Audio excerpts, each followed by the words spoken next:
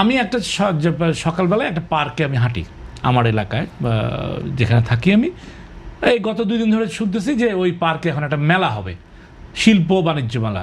শিল্প বাণিজ্য মেলা বলতে কী বোঝে আপনি জানেন? সেখানে শিল্পের কোনো খবর নাই, বাণিজ্যের কোনো খবর নাই। কিছু মানুষজন এটাকে বাণিজ্য ব্যবসা হিসাবে চিহ্নিত করে, বাচ্চাদের জন্য কিছু প্রোগ্রাম রাখে, কিছু দোকানপাট রাখে, আচার থেকে শুরু করে এগুলি বিক্রি করার জন্য। আর মূলত হয় জুয়া খেলা হয় ব্যাক সাইডে। এখন আপনি এটা কারা, কিরকম জুয়া খেলা হয়? ওই যে বিভিন্ন গেম খেলা হয়, লটারি গেম, ওইসব খেলা। যত জায়গায় যত বাণিজ্য মেলা হয় এটার পিছনে তো ওই জিনিসই চলে, বিভিন্ন রকম গেম খেলা হয়। নাহলে টাকা আসবে কোত্থেকে? এই আমের আচার আর বিস্কুট বিক্রি করে, মেয়েদের 3 পিস বিক্রি করে বাণিজ্য মেলা থেকে একটা টাকা আসবে, অন্যভাবে একটা টাকা চলে আসে ওই যে ওগুলির মাধ্যমে। জুয়া খেলা, যে অনেক বাজি খেলা আর কি, বিভিন্ন রকমের এই মেলাকে কেন্দ্র করে।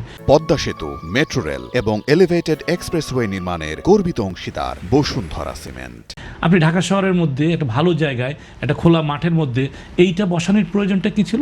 হ্যাঁ, প্রয়োজন ছিল ওই এলাকায় সরকারি দলের কিছু লোক আছে, ওই এলাকার কিছু লোক আছে, দাদাভাই টাইপের কিছু লোক আছে, ওই দাদাভাইরা সরকারের লোকেরা একসাথে পুলিশের সাথে একসাথে, হ্যাঁ সব মিলে আছে, হ্যাঁ ছত্রছায়া নিয়ে নাম নিয়ে দাদাভাইরা যারা আছে, সরকারের লোকে যারা আছে, সব মিলে পুলিশ সব মিলে একটা টাকা পয়সার ভাগাভাগি, সবাই মিলে কিছু পাইলো, নিয়ে চললো। তা আপনি এটাকে কোন জায়গায় কে আটকাবে?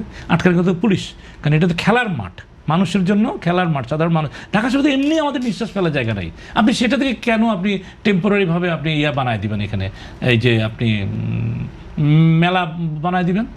এখন দিচ্ছে, কারণ অন্য যাই হোক না কেন, ওই যে ওখানে দাদাভাই যারা আছে, ওই যে সরকারি দলের যে সমস্ত লোকেরা আছে, ওনারা কিছু টাকা পয়সা পাবেন, তাতে জনগণের যা হয় হোক গিয়া। ওই এলাকার জনগণ 15 দিন ঘুমাইতে পারবে না মাইকে জ্বালায়, তারপরে পরিবেশ পরিচ্ছন্ন নষ্ট করে ফেলে সারা রাত্র ওখানে থেকে। মানুষ সকালে ওখানে হাঁটতো, প্রাতঃভ্রমণে যেত, বাচ্চারা খেলতে যেত, সব বন্ধ হয়ে যাবে, তাতে কি আসা যায়?